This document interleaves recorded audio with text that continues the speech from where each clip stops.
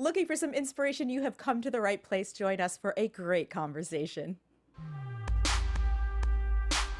You are tuned in to Black Hollywood Live Conversations.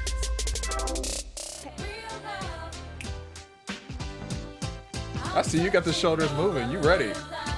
We getting real over here with Mary J right now. I'm a 90s girl. I could not fight it. Hey, welcome to Conversations on Black Hollywood Live. This is your host, Constance Dunn, and today in the studio we have a homemade, homegrown DIY Hollywood success story. I am talking executive producer and media man around town. You have seen him on OWN, you have seen him on TMZ, BET, and recently Reel's channel, and you've seen him a lot here on Black Hollywood Live because he runs the joint. We are talking Derrial Christon. Welcome. Wow, that was a serious intro. I don't even know how to, live up to those standards right And it's there. all true. Isn't that weird? Well, it's weird to hear somebody talk about you. I'm so Yeah, used to yeah. being on your side, so Yes. it's like really weird to be on this side. Yeah, and it's all true because I am probably similar to you in that I am not a big fluffer up in the Hollywoods. I'm not like a Carney Barker in the Right. way that does a lot of heavy promotion. It has Right. to be real, you know? Yeah, which is appropriate song. Yes, 'Cause yes. Mary J. Blige is 100% real. Exactly. Now, it's funny because I think that when people think about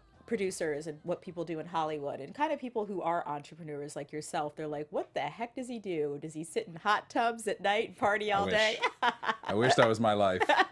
So walk me through kind of like a typical working day in Hollywood. It's obviously different for everyone. For me, honestly, the funny thing is it starts off with a lot of email checks because there's so much things just on the day-to-day that happen at the studio with the staff and with the team that we're always kind of having communication throughout the day. So I honestly start my day pretty much with reading emails and seeing how that kind of forms the rest of my day.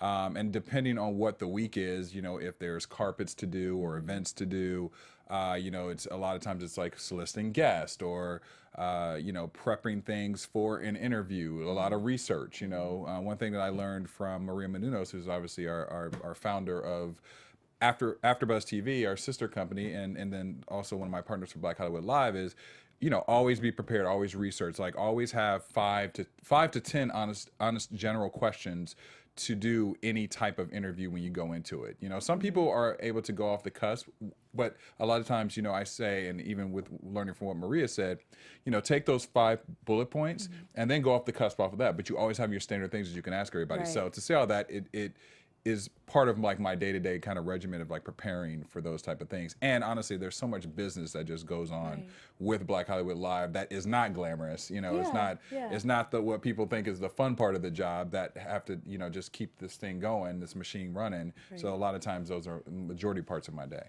Yeah, and it's a funny thing because I know you're someone who's done a lot of pitching, and what I find so interesting about you, beyond the fact that you're not someone who is naturally situated in Hollywood, you don't have a Hollywood family. You don't Right. have I wish. Exactly. That would have been real easy. To be born into, royalty in Hollywood Right. would be making things a lot easier, like I a guess. Paltrow Exactly. situation. Right.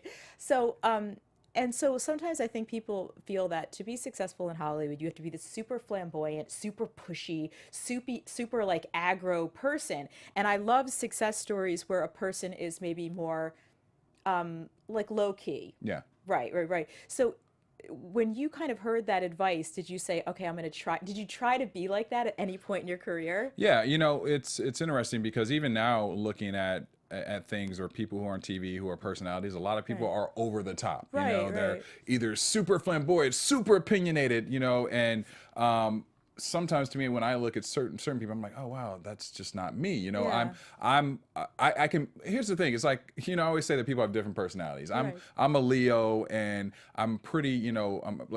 I say when I believe in signs. So when I say that I'm a Leo, I'm pretty confident in what I do. Right. I am definitely. Leos like to be kind of the life of the party Right. at times, but they know how to kind of observe and watch and be low key when they need to, and then put it on when they need to, So I kind of consider that true to be my form. I'm not over the top, crazy, just this big for life personality, but I have a pretty strong personality. I have a pretty strong opinion, so I know when to turn that on. And I think that a lot of times people try and be something that they're not, and that's the hard part of this business, because you see things and you're like, well, I got to be just like that. Right. And I do say that there's a formula that, you know, that's just people in general, whether you're an actor, whether you're a TV person or personality, or even in business, there is a general form that a lot of times I think people think that those standards need to be that exact way, or they kind of create things off of that.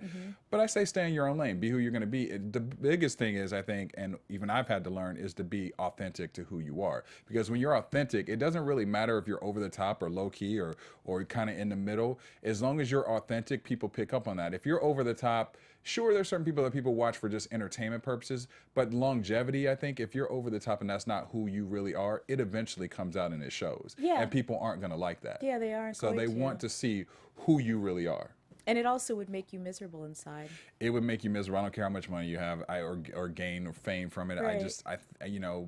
I think you really need to know who you are as a person, and it's something that I've had to learn in this business as well. Because when I first started, I was thinking like, oh God, I need to be like this. I mean, even there is certain times, you know, people put you in categories. They're like, oh, you're this type, or you're like this. And it's hard to break that when you're like, well, no, that's a part of me, but I also am like this too, you know? So, you know, you just have to kind of just, like I said, stay true to yourself. And I think it works itself out. You know, it's really funny because I'm a huge fan of Hollywood biographies. So I could get a Guinness Book of World Records on how many biographies I've watched or read of very famous people, and particularly in the past, and probably in current times as well. There's a lot of people who have been very unhappy in Hollywood. Stories of people that are very, you know, whether they've become broke and lost their money or just been very unhappy, drugs. They meet, a lot of people in this industry meet bad ends. Yeah.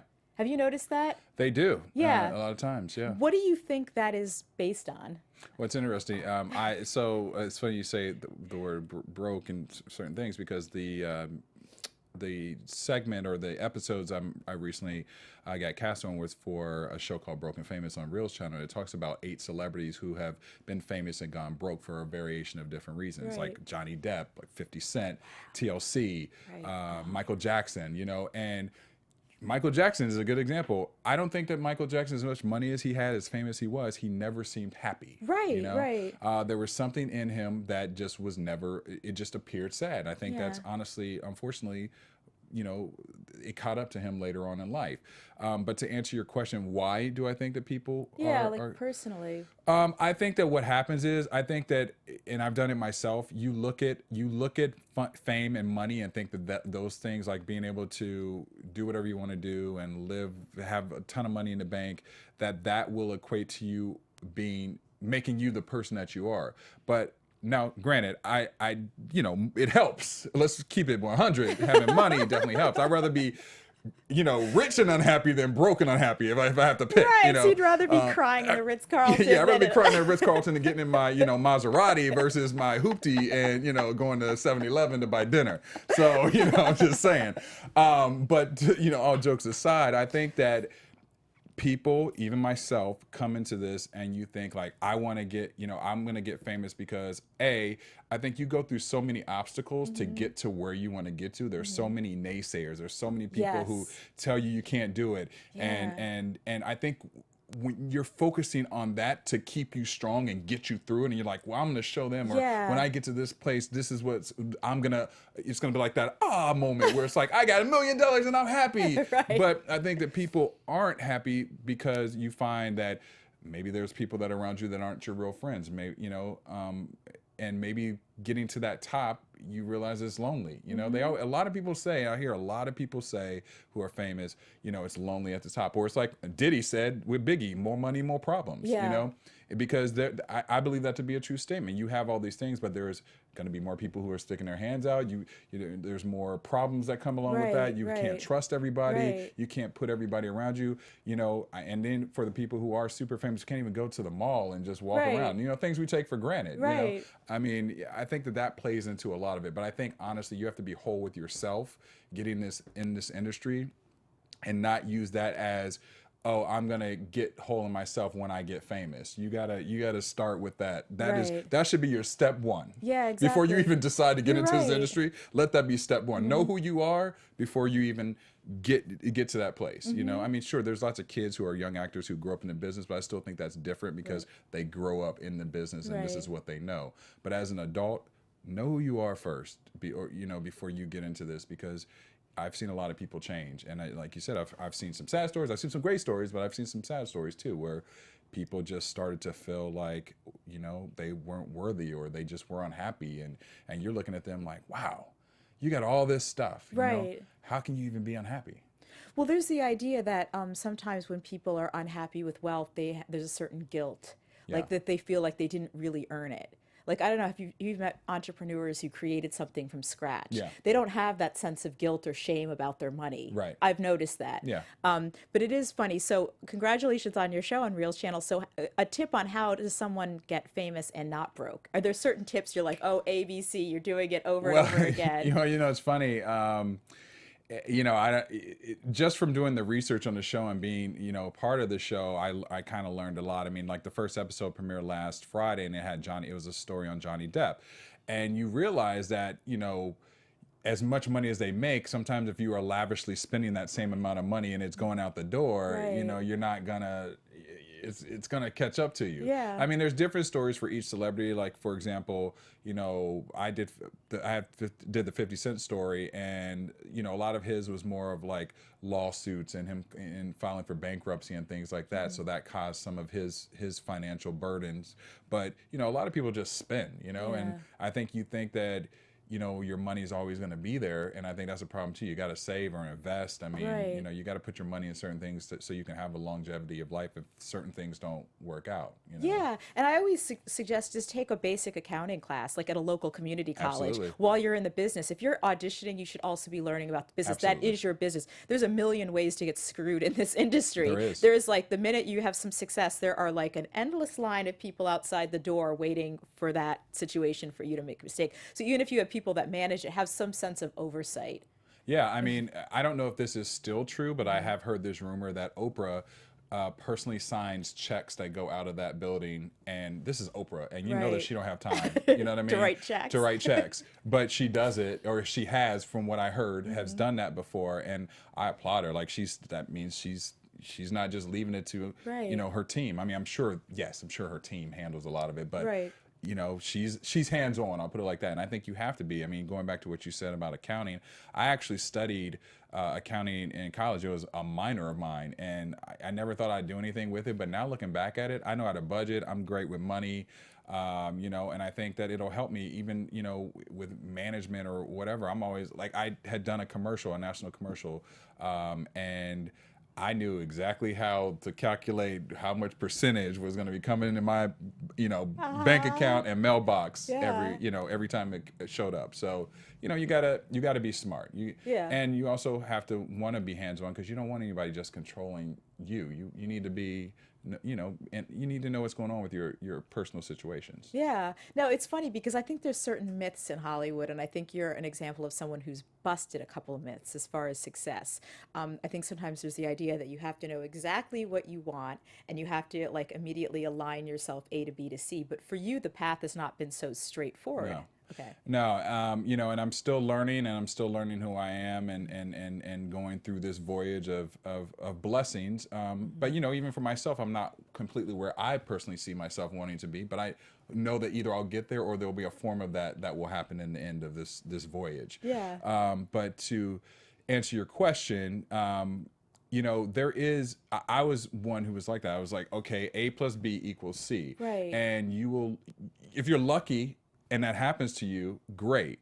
But the majority of stories usually happen like randomly. Like, I had a friend who, was an actor and had been auditioning forever and was about to quit acting, and ended up literally was going to tell their manager that they were going to quit, and got into a car accident, and it ended up being a casting director for something, called them in, and now they're on a show on ABC. You just never know who's gonna notice you or see you. Right. And this person has studied forever and had planned all these different things and thought it was gonna be this certain way, and it never happened. Now on the flip side, you also have to have a certain amount of preparation that you do for yourself. Right. Even if your path goes a different way. If you want to be a host, you know, you need to build a YouTube channel. You need to do the basic things. You need to, you know, build your social media, which I'm still working on. Yeah. You need to do these things that when your time comes, you're prepared. Right. You know, it's funny. I was just having this conversation with Maria Menounos a couple of weeks ago because there's a show idea that I've been working on to pitch. And, you know, one thing is she had even said to me and Keven Undergaro, they're like, have you been practicing every day? Because when you get called in that room, you get one chance. You better be ready, you know, like, and they're like, you're good. You're already above most in hosting and can do it. They're like, but you need to be practicing, even if it's 15 minutes a day, you know, spinning playing with the teleprompter, you know, rehearsing lines for your show, you know, so when you go into that room, you are like, you're not 100, you're 175. Okay, a secret pitch tip. Secret pitch tip. Super secret pitch tip. For just in general, or like for a show? Yeah, for either for yourself or if you're going into casting or something that could even apply to like a basic interview. Things that you've used before, like when you go into that room, things that you know have made you shine. Just preparing yourself. Like there is a particular network that I went into for a job as a host. I didn't get it, but they told me I was really prepared, and I know that they kept trying to find something for me afterwards because I went in there and I knew I'd researched. I kind of asked around the people who had possibly gone in, or like producers there who I knew or who knew someone there, and I said, hey, you know, for example, like what type of things may they ask me, because I really had no idea what they were going to ask me, and I just wanted to be kind of prepared on every ground. They're like, well, no, you know, they were like, have 5 stories of pop culture that you know that you can speak fluently on, articulate everything, and do like almost a pitch and like get everything out in 60 seconds. Yeah. So that's what I did. I prepared those stories, and just that was a tip that helped me to, I think, stand out among the rest of them. Now, granted, like I said, I didn't get that job, but I know for sure that they really did like what I did and they kept bringing me back in. Right, that sense of preparedness, because I think there is, and I think it's pretty much a myth unless you're like a random, like a unicorn person, of the idea of just going in and being you and winging it. Yeah. No, you always have to stylize yourself for something. I mean, in the sense of it's always being authentic, but kind of trying to see yourself as others might see you, which is very difficult. You know, we're not used to seeing ourselves in that way. But also just having a sense of being prepared. I think it's that's when you are able to improvise, and like you think of a dancer on a stage. It's like a ballet dancer or something. When they're able to improvise, it's so beautiful, but it's not really a true improvisation. Well, you got to look at it like it's anything else. I mean, would you go into any job? It could be a doctor, it could be a teacher, it could be, you know, a pharmacist, whatever it may be. Would you go in there unprepared in an interview? Or, you know, it could be an accountant. Would you go in there unprepared? Yeah. You know, you have to look. I think a lot of people look at entertainment and think they see the glamour part of it, and a lot of people just want to get famous off of it. And especially now with social media, that's so easy to do in that regard. But if you want longevity and you want people to remember you, and you want to keep getting jobs, you got to be prepared. And I think it's always with success too. I think it's so important when you talk about longevity, and I think you talk about this a lot, it's building happiness into it. Absolutely. Right. So this idea of, and you were talking about it a little bit earlier, about thinking that being rich and famous is going to give me eternal peace that I seek, and I'm going to never have problems again. Yeah. I mean, I haven't experienced the rich part of it yet, but you know, I mean, I feel confident in the future. No, but I mean, I have a lot of successful friends, and some who are, you know, have gone through ups and downs to get to their success, and some who've gotten it easier, and you know, the ones who have been unhappy with it have always said to me, they're like, listen, I have all this money, I have all these things, but like if I don't have anything internally to kind of like keep me balanced, what does it mean, you know? Exactly. And it's like I go back and see sometimes when you see a celebrity who goes back and marries like their old high school girlfriend or something like that. I think that a lot of times, you know, especially in this industry, you want to get a sense of a normalcy, you know, and going back to kind of like knowing someone you can trust. Exactly. You know? It's like, you know, there's lots of people who go back and kind of do that. And I get it. I think it kind of can keep you whole. But I mean, that may not be your agenda. I mean, everybody has their own thing. I mean, some people just they don't look, they're like, hey, I want to be this and I want to be famous and this is what I want to do to get there. Just, I say, once again, be a whole person, because it doesn't matter in the end, you know, you just want to be happy. Now, speaking of balance, what are just some things that you rely on personally just to kind of keep, because, you know, you probably have ups and downs, and something that just keeps you very like that equilibrium, you know, you don't. The things that kind of, the tools I use to kind of keep me that middle ground. Yeah, that middle ground. Meditation has helped a lot. I'm really starting to get more into that. And honestly, reading, like, I grew up Catholic and went to Catholic grade school, high school, and my family's very religious to an extent. I'm more spiritual. I don't believe in just one particular thing. I believe that whatever makes you whole and keeps you balanced internally, go with that, you know? And so my spirituality, I think, has helped me as of late to really, I say, battle the demons that pop in your head, you know, because everybody gets them sometimes. I get them, you know, sometimes I'm like, what did I get myself into getting this entertainment game, you know? Why can I just want to stay in Ohio and be an accountant, you know? Because you do go through so many ups and downs, you know? But, you know, I like to be honest about the fact that what helps me get through those things is having a stronger faith and spirituality, to know that I'm doing these things for a reason and that everything kind of happens for a reason. And I do believe that you put your energy, like science of mind teaches you, you put your energy in a certain place and you manifest those things. You know, if you, it's like if you focus on something negative, a lot of times negative things happen. If you focus on the positive things, those positive things typically happen. You know, it may not happen when we want them to, but they eventually happen. Well, it's interesting you mentioned Ohio, because you are an Ohio native. I am. But you went to New York and you were working at some like top media places, publishing houses there. Did you do that by design? Were you like, okay, I'm going to go be a magazine guy, or? No, this is why I always say, you know, you never know where your path's gonna take you. I was a marketing major in college, and I had a minor in accounting, as I mentioned, and I knew I wanted to work in entertainment. I mean, growing up, I was, you know, outside of playing basketball, I was always like in plays and doing theater and those type of things, and writing for my school newspaper in high school. And in college, I started a radio show called Burning the Midnight Oil. I was on Saturday nights from 12 to 4 a.m. And it was, you know, most people were like, you're crazy, you're giving up your Saturday nights, you're in college, like we should be going out and partying. I had the best time doing this radio show. It was 12 to 4. I was happy. I was like happy, you know. And I probably had like 30 people listening, but you would have thought I had 30 million people listening the way I felt about doing this radio show. But that kind of started my engine running again with, I was like, you know, I at that time, I didn't know, you know, I knew that there was the Ryan Seacrest and all these people who do hosting, but I never really knew how to fall into that lane. I thought you had to always go the traditional route of, you had to go to broadcast journalism, and then you had to go to a small market in, like, you know, Buck Nowhere, Texas, you know, and build your career. And yes, those are places that a lot of the top news anchors go and do. But this industry's changed so much that, so I ended up moving to New York. Well, let me start over a little bit. So I was actually dating a girl in college who worked at Vibe magazine. Wow, okay.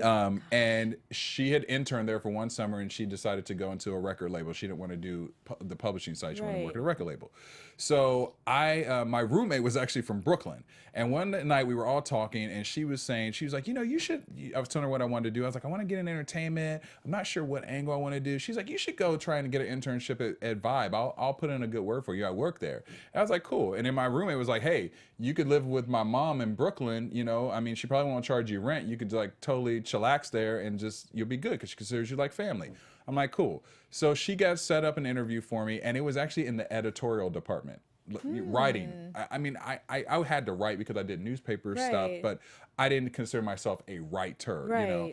And so set up the interview. I actually got in my red Civic, drove 12 hours to New York because they gave me a time slot of when I could actually go for the interview. I drove up by myself. You know, you could do that when you're like, you know, 19 years old too. Right, you could do that all the time. I didn't even think about it. Looking back at it now, I still would do it, but it was like, I was fearless. I was like, oh, I'll leave at midnight and just drive to New York. Cheetos clothes, like I'm water. fine. I got my music on. I'm good. I was like a truck driver in Yeah. my day too. I'd be like up and down the East Coast. Exactly. Like, I had no okay. fear. I was fearless. And so I went to New York and I interviewed an editorial, and they were like, "Yeah, we like you." They were like, they were like, okay, two things. They were like, first thing is, this isn't a paid internship, and I was like, oh wow, okay, but I'm gonna do what I got to do. Right. It's fine. I won't, I'll suck it up. I'll figure it out. And then they were like, and two, we don't know if they're like, after talking to you, there's also other departments here, right? There's not just editorial. And I was like, well, what do you have? And they're like, well, there's marketing, there's events, which is falling under marketing. We actually feel like after your personality that you would work better in marketing and events. And I was like, oh, okay. I was like, yeah, I'm a marketing major. Like, that'd be cool, And so they put me in contact with the marketing person. She actually came in and she's like, listen, we're not taking any interviews right now, or taking in interns right now. She said, and we're not paying either right now. So she's like, just stay in contact with me. So I actually drove back home, didn't have a job at Vibe, but I was like, it's okay, it's all good. I met them, and I was just happy to be in New York, Yeah. So 5 months go by, and they had said to me, stay in contact with us. Stay in contact with us. I would call them probably once a month, send them emails, check in. And one day I remember I came back from class, and there was a message on my email, and it said, hey, there's an opportunity that may be opening up. We don't even need you to drive to New York. We'll do a phone interview with you. Okay. They did the phone interview with me. It was actually for the events department and marketing department. And they were like, and you get paid. You're going to get a $500 stipend, every 2 weeks for this. And I'm like, hey, great. I mean, I didn't have any bills. I wouldn't have had to do much because I had my roommate's mom I was living with. So it actually all worked out. I had one of those weird stories where I went to New York and was able to save money and just, I had a great experience in New York. And now where it also goes back to my point of saying that, you veer to where the direction takes you. I had no idea that you could even do events. Like, it was not even in my mindset. I ended up doing events. After college, they hired me in the marketing department. And I was at the Vibe parties with like Tommy Hilfiger and Beyonce and Mariah Carey and one day they had a Vibe. They used to have a Vibe music like night show. Right. And they said to me, they were like, can you kind of help us wrangle celebrities? Because that's part of my job, to wrangle the celebrities. I was like, sure, yeah, no problem. And I went out and I actually ended up interviewing Mariah Carey because the person who was supposed to interview didn't interview her. Really? I fell in love. I was like, this is what I need to be doing. That's great. And that kind of started the path of me getting back into hosting. So that story, basically what I'm trying to reiterate to people is that I never saw that. Like, it wasn't like I was like, okay, A, I'm going to go to Vibe magazine. B, I'm going to work in events. C, I'm going to turn that into hosting again. That path presented itself. And even just coming here and creating BHL, I was hosting at AfterBuzz TV. I met Maria and had an idea for one show. I met Maria and Keven Undergaro and had an idea for one show, and that one show turned into Black Hollywood Live. So you never know where your path is going to lead you. You never know. And I think it's good. Some great advice that I was given was that, if you're going to climb a big ladder, make sure you get near the right ladder. You got to get right. So you were near the ladder, yes. and you just kind of were like open. Yes. Okay, that's cool. I think that's really important. That's key. Yeah, that's it is. You got near the ladder. Now, speaking of Black Hollywood Live, about 3 years ago, I came across one of your many interviews, but this one was interesting. You were asked about the network, and you said, I do not feel that a lot of the current media images offered to society paint African Americans in the most positive light. BHL is important because it represents the opinions and voices that are a part of the African American community in a positive and intelligent format. I remember that quote. Yeah. Yes. Do you think you've stuck to that? Do you think, to what extent have you achieved your goal of being in there and being a voice and being a presence? And what do you want to do next? Well, with that, it's funny because one of the reasons the network was created and with speaking with Keven and Maria at the beginning is that, I told them, I said, outside of BET, first of all, there's not a lot of places that up and coming actors who aren't, either Will Smith or Halle Berry, who always get the media coverage for the E's and the Entertainment Tonights and Access Hollywoods. There's a lot of people in between who are going to be that person eventually, or kind of lining themselves up to be that, and they haven't gotten there yet, and they need coverage. Right. So I wanted this to be a home where you could get the new person who's on the new OWN show and Halle Berry. You know, like both could kind of be here. And it was also important for me to, you know, kind of represent for our community in the sense of, you know, there was a lot of ratchet, crazy stuff on TV, and that's fine. Listen, we all watch it sometimes. Right. I am guilty of watching some ratchet reality TV shows. I am not going to act like I don't. Exactly. But I also know that that's an oversaturation too. If you, I mean, how many times can we see housewives fight? How many times can we see guys get into a fight over something silly? You know, call each other names. So I wanted a place where we could kind of express different shows from different point of views. You know, we could have intelligent commentary about hot topics of the week. We could have intelligent commentary about people doing things in the community. We could have intelligent commentary with someone who's the new actor on OWN or on an NBC show who just wants to come in and just let people know who they are and introduce themselves. And I think that's Black Hollywood Live has accomplished that. Are we perfect? No, not at all. But when I feel like there are shows that are starting to kind of go a different direction, we make changes, you know, because you also have to make changes with times, you know, and because it's always to grow, you can't stay stagnant and stay the same. So, you know, we've had to make some tough decisions here, but I think overall, the one thing that makes me feel great is when a publicist comes here and they bring their talent and they leave here and say, my talent had the best experience here. We love Black Hollywood Live. You know, that just, I don't even know how to express that in words, how it makes me feel, because I know where we have come from and where we still need to go. And then the other thing is that makes me feel great is when I see success stories. I mean, we've had several hosts who have gone on to do amazing things.